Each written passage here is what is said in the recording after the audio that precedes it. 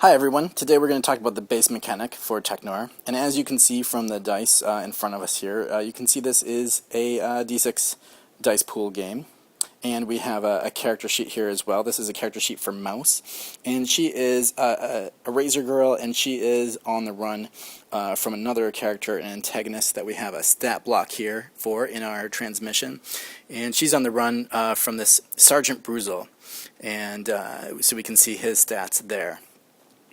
So we're playing Mouse, and we're going to narrate her action. She is in the back alley right now, and she's running from the sergeant, and she is going to vault over this fence that's in front of her. She's going to use her cyber arm to just lift herself right up and fly right over it. So the first thing we're going to do in order to execute this action is look to see what verb on our sheet best matches our action. We can see here that she has a move of 2.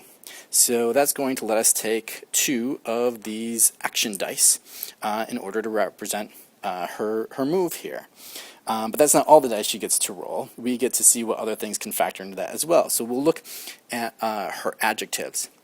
We see that she is alert, sneaky, and small. And I think that her small adjective is going to help in this action. Because she's light, it's going to be easy for her to just get right up over that fence, fly right over it. So we're going to activate that by spending one of our push dice here. So I'll take that up. And like I said, she's going to use her cyber arm to vault over the fence, and as we can see here, the cyber arm has all these tags, and one of those tags is strong. So we will use a second push dice in order to activate that tag. So now we've got 2 action dice and 2 push dice for our roll. But we also have to look at this other column of adjectives here with the minuses next to them. These are our negative adjectives, and from this contention with the sergeant, Mouse is already shocked and bleeding, so maybe he ambushed and surprised her, and then later on in the fight either shot or cut her to some point where she's already bleeding. So we can see that she has those there. That means we have to take 2 of these hurt dice, 1 for each negative adjective, and add them to our pool. So now we have 2 action dice, 2 push dice, and 2 hurt dice that we're rolling. Now the number we want to roll, the number we want to beat, is over on the sergeant's sheet. He is chasing after her, so what we're trying to do is roll better than his move stat, which we can see here is rated at 3. So that's what we're going to try to do. We're going to take these dice and roll them, and I'm just going to move these as close together as possible here. And we're going to look at our results. There's some interesting results here. The first thing we have to do is we have to take our hurt dice and use those to cancel out any all matches on our action or our push dice, our positive dice results. We can see here that we have a hurt dice result of 6. And what that is going to do is it's going to cancel out both this push dice result of 6 and this action dice result of 6. And it's going to negate those. So these are all going to leave. Our push die is going to go into our discharged pool over here, and our other 6 is going to go away. The 4 does not cancel anything out, so all of our remaining positive results are good here. So what we're doing with our remaining results is we're just looking for the highest one, which we can easily see is the 5. So the result of our action is a 5. That beats Sergeant Bruzel's move rating of a 3.